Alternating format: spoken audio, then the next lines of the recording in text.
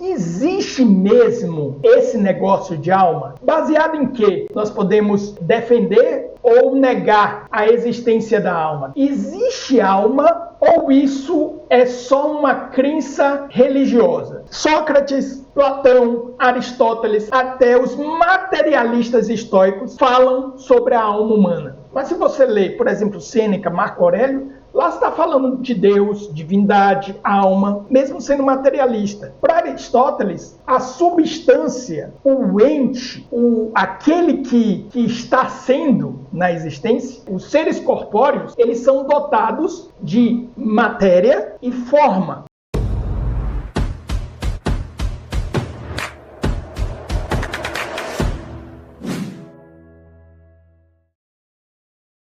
Existe mesmo esse negócio de alma? Esse negócio de alma, isso é real, isso existe. Baseado em que nós podemos defender ou negar a existência da alma, tá?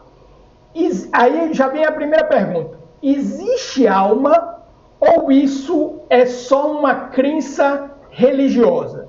Então, aqui, nós já vamos trazer a seguinte resposta.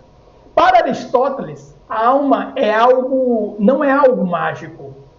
É a forma que se dá a vida, a organização e a finalidade ao corpo.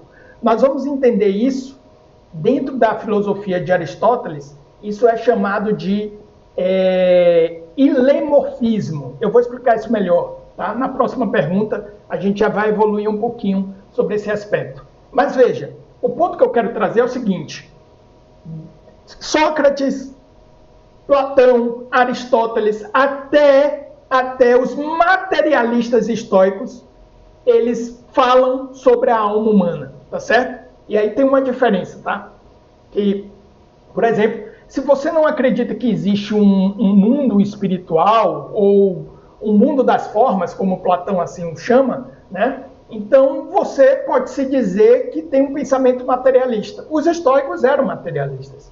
Mas bloco 3 fica aqui na live, eu vou trazer qual é a diferença entre o materialismo estoico e o materialismo moderno, tá certo? E quais são as consequências disso. O ponto que eu estou trazendo é, depois desses clássicos, surge dentro da própria filosofia grega a filosofia estoica, e eles são considerados materialistas.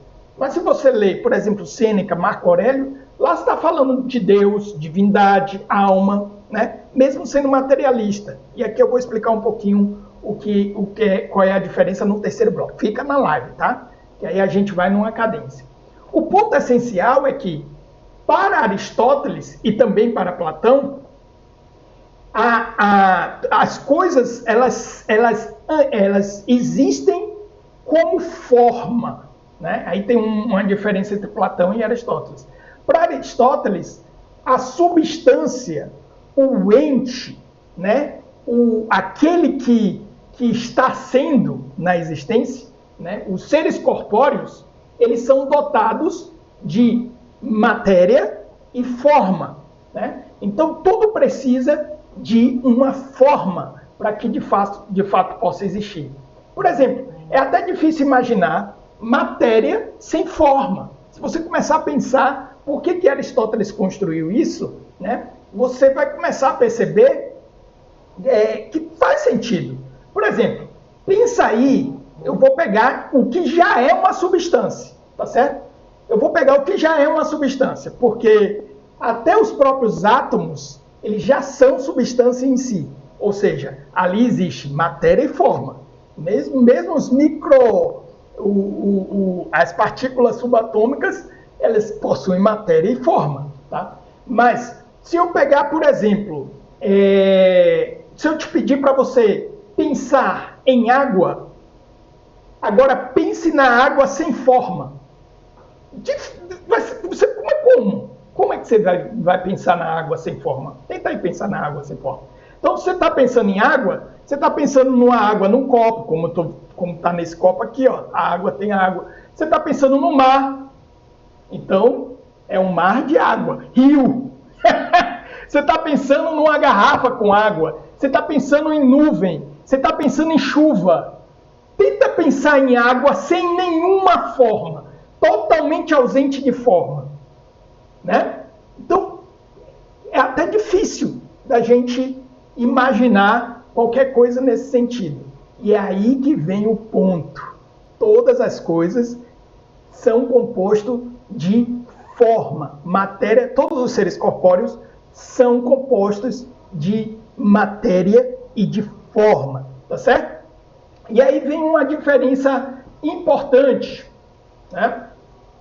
Que é a diferença entre o pensamento de Platão e o pensamento de Aristóteles, tá certo? Qual a diferença entre Platão e Aristóteles sobre a alma e o corpo? Sobre a alma e o corpo.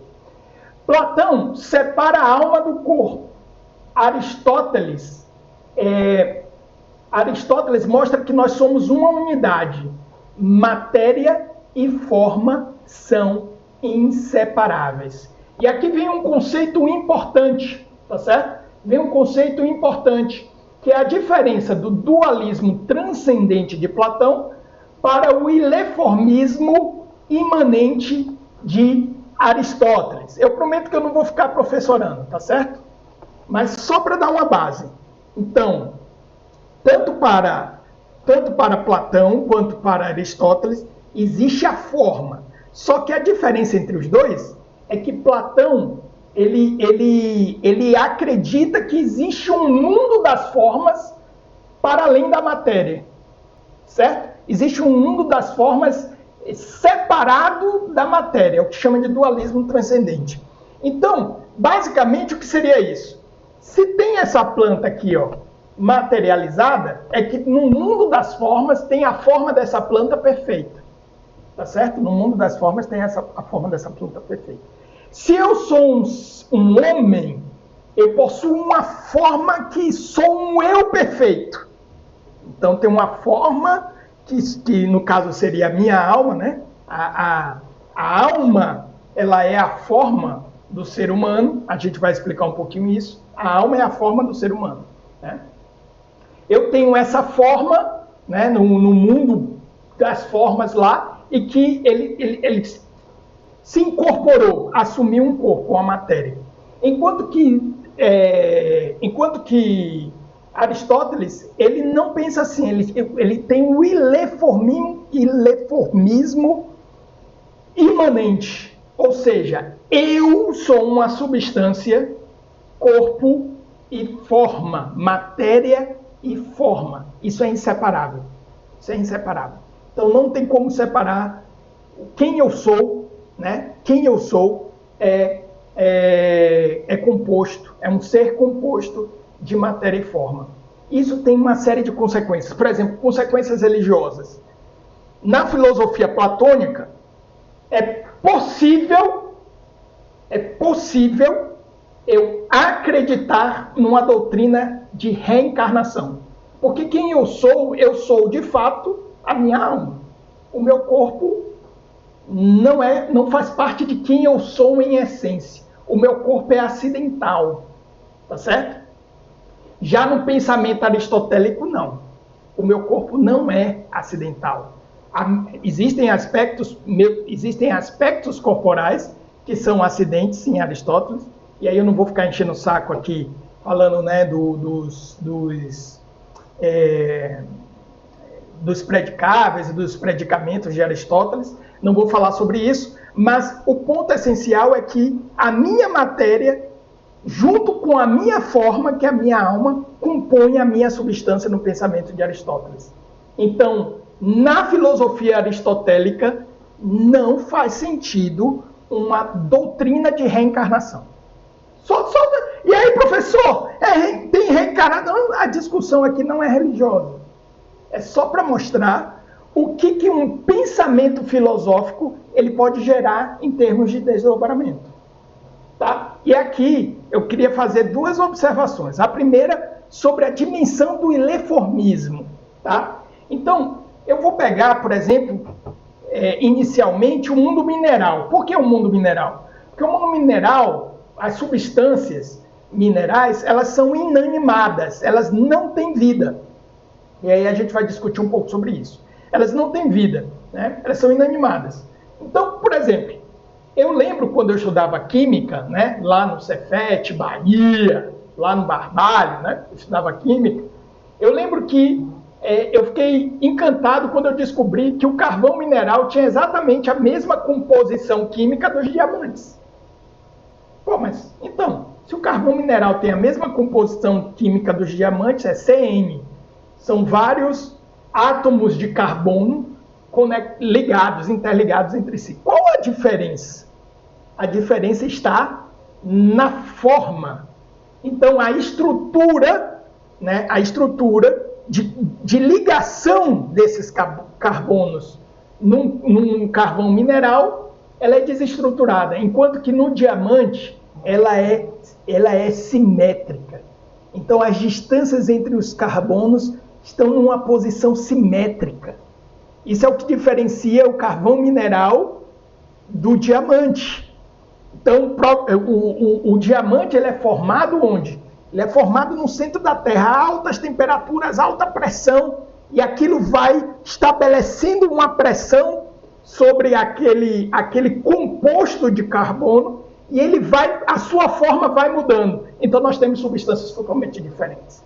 Você há de concordar comigo que um carvão mineral é totalmente diferente de um diamante. Se você não concordar comigo, me manda uma mensagem agora.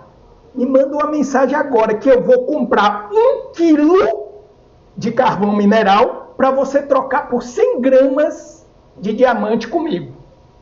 Você não vai fazer uma troca dessa, você vai? Não vai. Se não é burro, você está assistindo você está assistindo minha live, você não é burro. Certo? Mas se você estiver duvidando, se você acha que é a mesma coisa, porque a composição da matéria é a mesma, aí você vai chegar e dizer assim, ah, não, professor, a composição é a mesma. Mas como você falou, a estrutura física desses átomos, a organização dessas ligações, né, das ligações lá entre os carbonos, elas estão diferentes. Então, tá bom. Então vamos fazer o seguinte, vamos pegar carvão mineral e vamos criar diamante. Olha que ideia sensacional. E você acha que ninguém nunca teve essa ideia? Claro que teve. Claro que teve. Então existe diamante que é diamante feito em laboratório. O que é que o pessoal faz? Pega o carvão aqui, estabelece pressão, temperatura, eu mudo a estrutura, a forma de organização desse carbono e eu crio um diamante artificial, um diamante em laboratório. Tem diferença em relação ao diamante natural? A estrutura física, a composição química, não tem diferença nenhuma. Então, vamos produzir diamante artificial e ficar rico. Ele é mais barato do que o natural. Por quê? Não é igual? É igual, porém é diferente. Tem como você, através... Não, o olho humano não seria capaz de fazer isso. Mas tem como, através de testes, né, químicos, saber. Por exemplo, não só químicos, tá? Testes físicos. De saber qual é o diamante que foi criado em laboratório, que é artificial, do diamante natural. Então veja, por que eu estou trazendo esse exemplo aqui? A forma. Eu tenho carvão mineral, eu tenho diamante artificial e eu tenho diamante natural. Tá? Ainda que o diamante artificial e o natural sejam iguaizinhos, idênticos, tem como eu saber se eu olhar na estrutura dos dois cristais, tem como eu saber qual é o de laboratório e tem como eu saber qual é o natural. Tá certo? Aí tem diferença lá de nitrogênio entre um outro, presença de boro, aí tem uma série de coisas. Não vou ficar enchendo o saco de vocês aqui com química. O ponto essencial é que nós estamos pegando apenas a estrutura de coisas minerais. Diamante e carvão mineral, tá certo? Tá? E aí aqui vem para um outro ponto. Eu e você, nós também temos uma composição química. Nós temos uma composição química, bioquímica. E aí vem a pergunta, e se eu juntar essa composição química e bioquímica, eu posso gerar um outro Adailton? Aí é que vem o elemento da forma. E uma diferença básica entre as substâncias inanimadas e as substâncias animadas. Tá certo? Uma substância inanimada, como a etimologia da palavra diz, é uma substância sem ânima. Ânima significa alma, sem ânima. Então, as substâncias, por exemplo, minerais, elas são inanimadas. Então, elas têm forma, mas essa forma não é uma forma animada, é uma forma inanimada, tá certo? Enquanto que as substâncias animadas, elas têm alma. Então, nós temos uma forma que é a alma daquelas coisas. E qual é a diferença? A diferença é justamente nas funções. Por exemplo, a capacidade de se nutrir. Então, um diamante, ele não se nutre, enquanto que essa planta, ela se nutre. Então, ela retira substâncias do solo e transforma essa substância nela mesma, certo? Então, isso é uma característica, capacidade de se nutrir. Outra característica, tá, que diferencia os seres animados dos seres inanimados, tá certo? É a capacidade de crescer, de resistir à entropia. A entropia é uma regra física onde tudo vai tender a um nível de energia mais baixo, ou seja, as coisas vão se desgastar. Por exemplo, se eu pego um metal e deixo ele exposto ao ar, à chuva e tudo, ele vai começar a enferrujar e se dissolver. Aquilo ali é a própria entropia acontecendo, tá certo? Tudo bem? No caso, os seres animados, eles crescem. É como se eles tivessem um período de resistência à entropia. Quando esses morrem, a entropia volta a agir e toda aquela matéria entra em um estado de decomposição.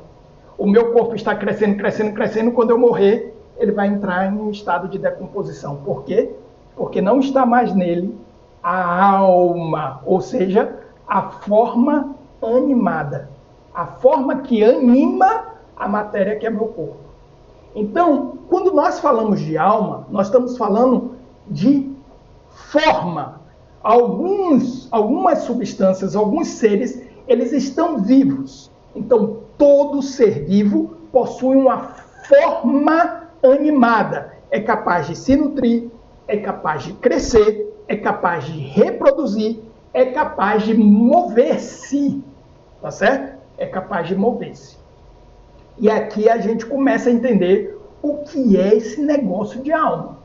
Então, nós não estamos falando de uma coisa que é uma coisa simplesmente religiosa.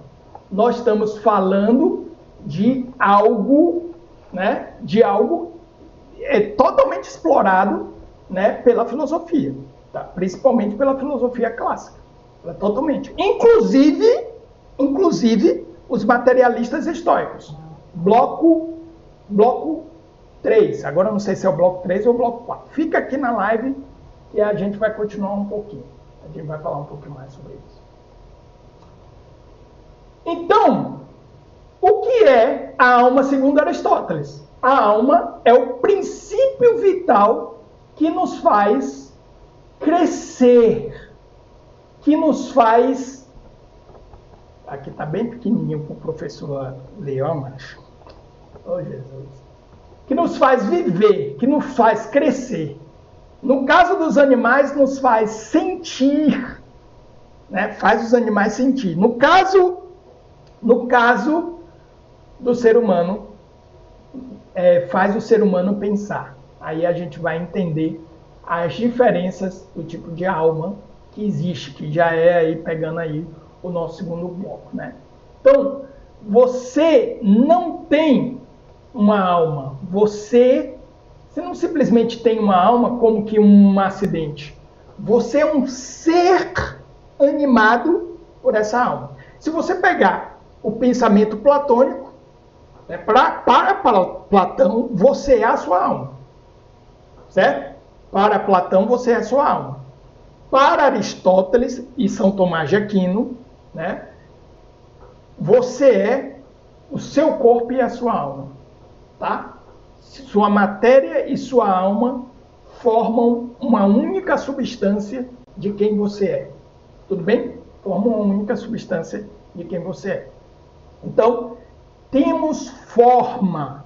A forma que se une à matéria, fazendo com que algo tenha uma essência ou uma natureza. Sem isso, a gente não tem essência ou natureza, tá? Segundo a filosofia de Aristóteles, tá bom? Então, esse negócio de alma não é uma coisa meramente religiosa, não é uma questão religiosa. Ela vem efetivamente numa perspectiva filosófica. Mesmo, de novo, insisto, os filósofos que são materialistas, como os estoicos, eles trazem uma concepção de alma dentro da dimensão da existência. E aí vem a pergunta, né? Continua a pergunta da live. A alma é imortal? Vou chegar lá! Nós estamos chegando lá! Vamos chegar na alma imortal. Então vamos para o nosso segundo bloco, né? E nesse segundo bloco eu quero explorar com vocês os tipos de alma. Então nós já entendemos que tem, no mundo corpóreo, nós temos dois tipos de seres. Os animados, que possuem uma forma inanimada, como os minerais, e os seres animados. Esses possuem uma forma animada, tá certo? Que no caso é a alma. Alma vem do latim anima, tá certo? Anima. Ah, eu estou desanimado, né? Então eu estou sem alma, estou sem minha energia vital, sem a forma vital, aquilo que dá vida efetivamente ao meu corpo, tá certo? Que faz ele, por exemplo, resistir à questão da entropia, que faz ele crescer, se desenvolver. Tudo bem? Tá. Aí vem o seguinte ponto. Ó. Quais são os tipos de alma? Quais são os tipos de alma? Tudo bem? Eu espero que você tenha gostado desse vídeo. Esse vídeo é um corte de uma live que eu vou deixar recomendada aqui. E desse lado, um vídeo especial para você. E se inscreva no canal! Grande abraço!